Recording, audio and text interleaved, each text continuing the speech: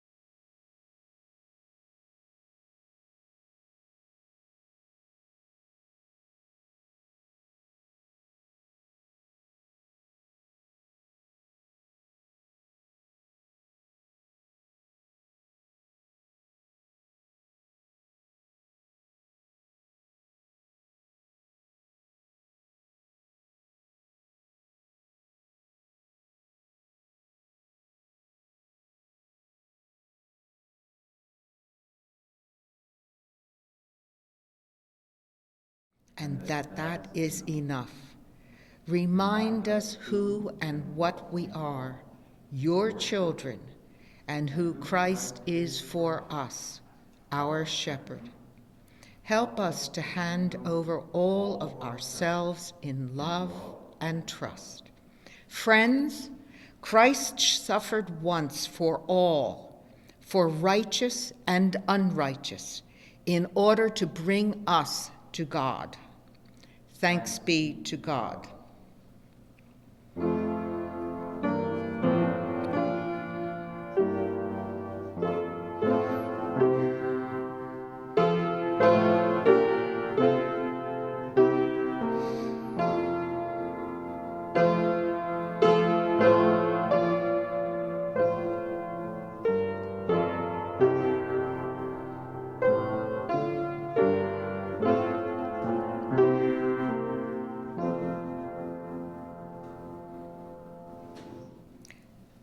Please join me in prayer.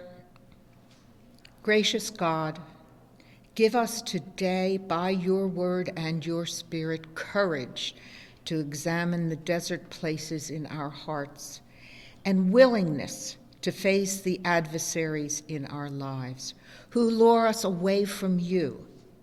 In Jesus' name we pray. Amen.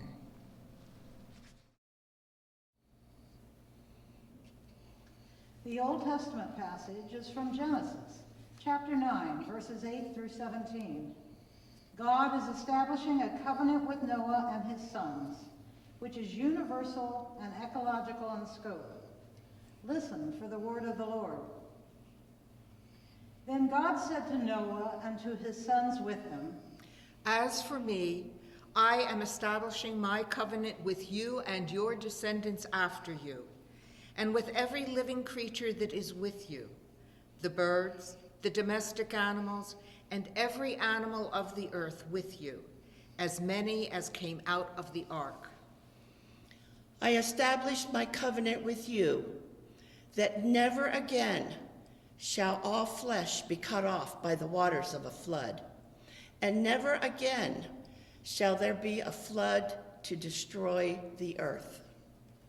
God said, This is the sign of the covenant that I make between me and you, and every living creature that is with you, for all future generations. I have set my bow in the clouds, and it shall be a sign of the covenant between me and the earth. When I bring clouds over the earth, and the bow is seen in the clouds, I will remember my covenant that is between me and you and every living creature of all flesh. And the waters shall never again become a flood to destroy all flesh. When the bow is in the clouds, I will see it, and remember the everlasting covenant between God and every living creature of all flesh that is on the earth. God said to Noah, This is the sign of the covenant that I have established between me and all flesh that is on the earth.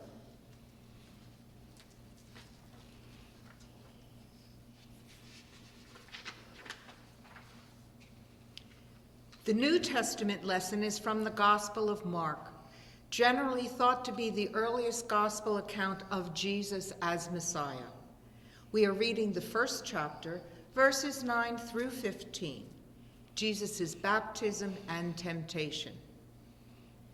In those days, Jesus came from Nazareth of Galilee and was baptized by John in the Jordan. And just as he was coming up out of the water, he saw the heavens torn apart and the Spirit descending like a dove on him. And a voice came from heaven. You are my Son, the beloved. With you I am well pleased. And the Spirit immediately drove him out into the wilderness. He was in the wilderness 40 days. Tempted by Satan. And he was with the wild beasts. and the angels waited on him. Now, after John was arrested, Jesus came to Galilee, proclaiming the good news of God and saying, The time is fulfilled, and the kingdom of God has come near. Repent and believe in the good news. The word of the Lord. Thanks be to God. In today's gospel, Mark's reference to Jesus' trial in the wilderness is as brief can be, as is his reference to Jesus' baptism and Jesus' commitment to his ministry. Yet these are all life and death matters. In baptism, though we rarely analyze the matter, we die along with Jesus and are resurrected along with Jesus, as people God declares an undying love for. It happens in the twinkling of an eye, in the stray course of a few drops, or perhaps a few buckets of water. But if we don't firmly believe this is real, we're neither Presbyterian, nor in fact any other generic Christian. Baptism is a sacrament, and if we take the Latin word seriously, which translates the Greek word mysterium, that is to say, it is a mystery, something that we can't fully understand, but that God gives and that God does fully understand. Baptism accomplishes our transfer into the life of Christ, a life under God's grace and protection. Partaking in communion, our other sacrament, nourishes that life in God. The baptizand, who is usually an infant, is quite literally saved, while parents and sponsors and congregations, according to the Association of Presbyterian Church Educators, make promises and vows for intentional and communal living. That is to say, those capable of reasoning about the act agree it is both a reception into the community and a commitment to the community. They promise they will fill the baptizand in on all that means. Eventually, the baptizand will reaffirm the promises, either by something that resembles confirmation, or by applying to become a member of the congregation, or by seeking and receiving office in the Presbyterian Church of the United States of America. On God's part, this is an eternal covenant or promise. It has this in common with the rainbow covenant, which we heard about in our Hebrew Bible reading. God gives God's word with no conditions, and God will never break God's word. God will not fail. That doesn't mean, that doesn't even imply that the recipients of God's promises can't or won't fail. They, who are we, are free by God's gracious will, free to lead our own lives, make our own choices, and bear the results of those choices, up to and including self-destruction. Like Jesus, we step onto a path. Bless to us, O God, the earth beneath our feet. Bless to us, O God, the path whereon we go. Bless to us, O God, the people whom we meet. That is from an Iona prayer book. To commit to the path requires moral courage and moral discernment. Richard Holloway wrote, "There is more to courage than physical bravery. Moral courage is even more important because it is needed all the time. It takes moral courage to question received wisdom and to challenge those in power. And I would say most especially when the received wisdom is being employed by Satan, by the powers and the principalities. Because we know from the other Gospels, and today we're going to follow the Gospel of Luke, that Satan is the one who presented Jesus' test." Holloway goes on, "Those who do this questioning and challenging are uncomfortable to live with, but they help societies cleanse and renew themselves. Amen. Friends, our outward pilgrimage is a sign of our inner journey of the heart through repentance, resurrection, and rebirth, always with Jesus. It's easy to forget that his journey was also a human journey, one for which he frequently needed strengthening of resolve and of purpose. He generally sought that strength alone in prayer. Here in his wilderness trial, the Spirit imposes a test in which he, like all we who are baptized, begins with the stated love and support of God. You are my Son, with whom I am well pleased. Jesus believes God's promises, recalls God's promises, and responds just as though it is those promises that shape all of reality and not the force of evil. It is the promises that give Jesus patience, equanimity, and confidence as he faces his lifelong enemy and his lifelong enemy's logical seeming arguments. After 40 days of hunger and thirst and deprivation, and who knows what all temptations, Jesus was about done in. Satan, who uses our weakness, shows up just then. Wouldn't it be a good thing if this stone here were to become a loaf of bread? You could have a little something to get you through. Heck, not just this stone, but all of these stones. People are starving. You could save them too. It is written, one does not live by bread alone. Jesus knew very well that stones and everything else around him were and are parts of God's good creation. What God conceived and created was in no need of correction or change. And of course, he understood that there will be poor, always, until the redemption of the world. Satan wasn't done, though. That whole thing about God in charge. Look here, Jesus. Look here. Every kingdom, big and small, in the whole world, right here in the palm of my hand. You know they are. You can have them. You can have all of them. Do good in them if you must. You can have them because I can give them to you. All you have to do is worship me. It is written, worship the Lord your God and serve only God. Jesus knew very well that God's whole undertaking since the fall into sin and the willful separation of human beings from God had been and is the repair and redemption of all the world, and that the working out of God's purposes included and accounted for all that human history had coughed up. Still, Satan wasn't done. All right then. All right. Come on. I'm taking you to Jerusalem. I'm taking you to the temple.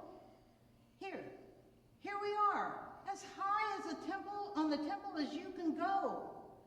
How'd you like a little push? No, I know. Why don't you just jump? After all, your dad said, he will command his angels concerning you to protect you. On their hands they will bear you up, so that you will not dash your foot against a stone. Go for it. You won't even get a scratch, and everybody will know who you are. They'll listen. You can save them.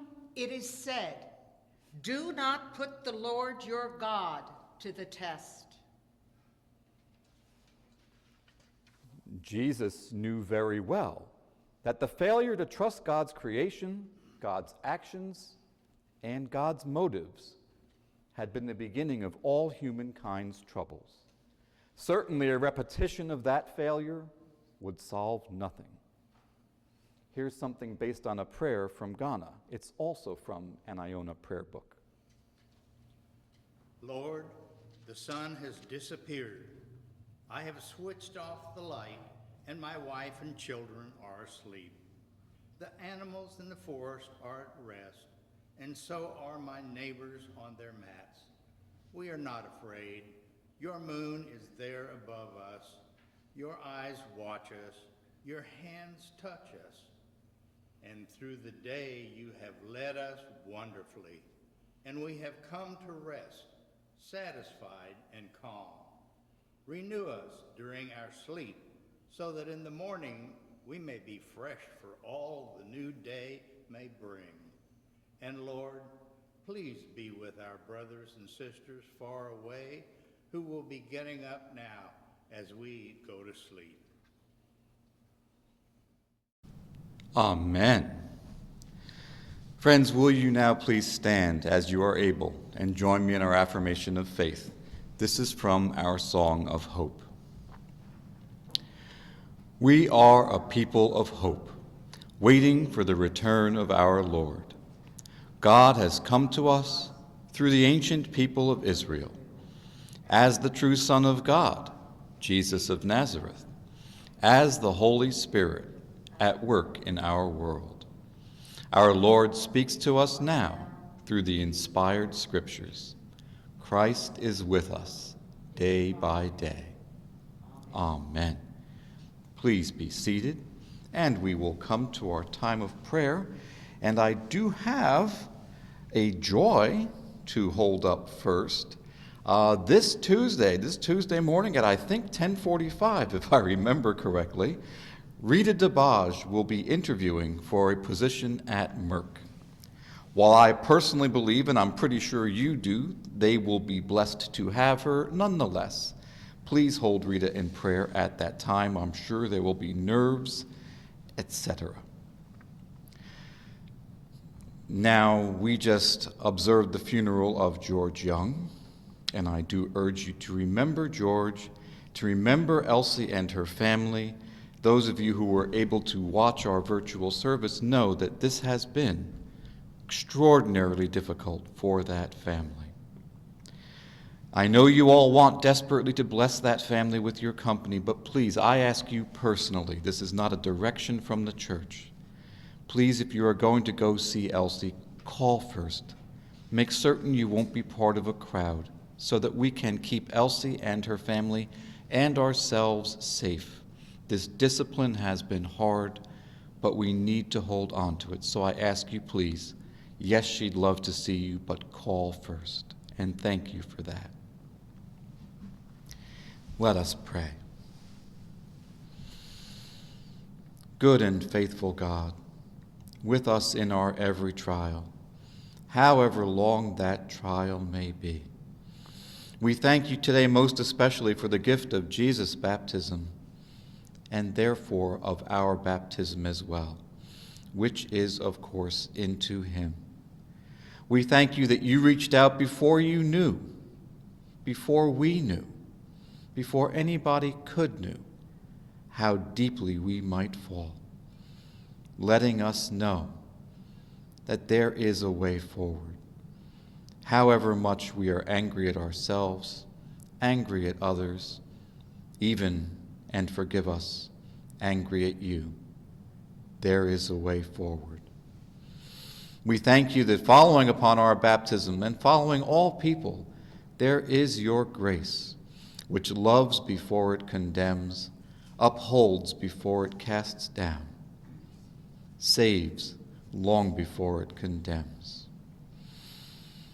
We need that love and that grace, and we are grateful for our baptism into your family in the times we are going through now. It has been hard economically, hard politically, hard personally, to go through all these emotional and temperamental and psychological changes and not be able to do it together.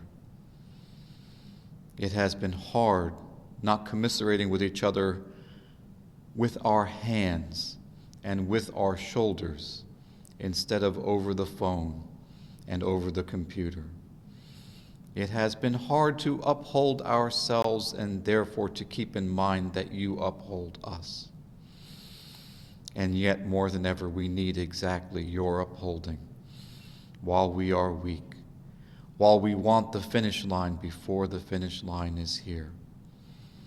Help us, O God, to run this race. Help us always to think of our neighbor. Help us to remember the neighbors who can't get vaccines because the system favors us. Help us to remember to be considerate of those who are behind us, who continue to need protection, who continue to need to be served even as they serve. Help us to remember that we are one family, not just a church family, though we thank you for that, but a human family, held up in grace by you and only torn apart by itself. Bring us healing, even as you cast your waters over us. We pray in the name of your Son, our Savior, Jesus Christ, who taught us his more perfect prayer.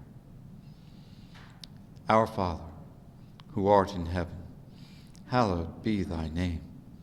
Thy kingdom come, and thy will be done, on earth as it is in heaven. Give us this day our daily bread, and forgive us our debts as we forgive our debtors. And lead us not into temptation, but deliver us from evil.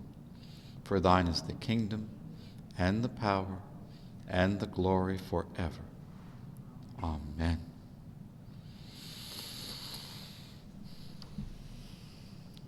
As we are inspired, friends, to enter into Jesus' way of love, our hearts open to our neighbors. As Jesus gave for our sake, let us also give for the sake of others. I will call now for the offering.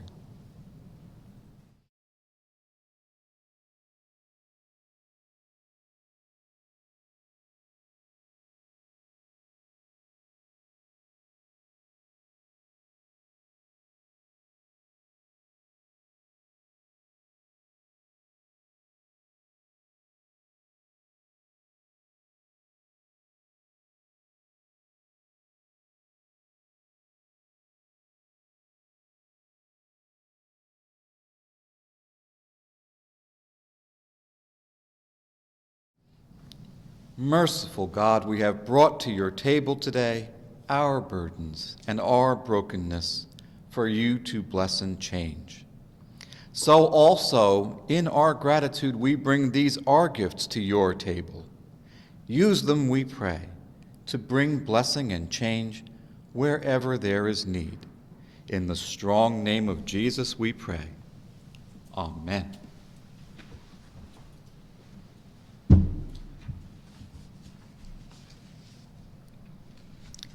Whatever wilderness the Spirit has brought you to, walk in boldness as a beloved child of God. Walk in peace under the shelter of the Most High. Walk in faith, knowing Christ walks with you. Amen.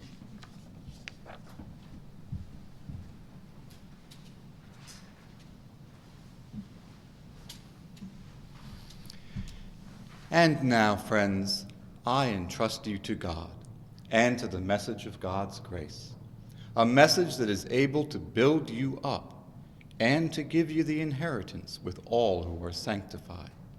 Now may the grace of our Lord and Savior Jesus Christ, the love of God, and the fellowship of the Holy Spirit be with you and remain with you this day and every day. Amen.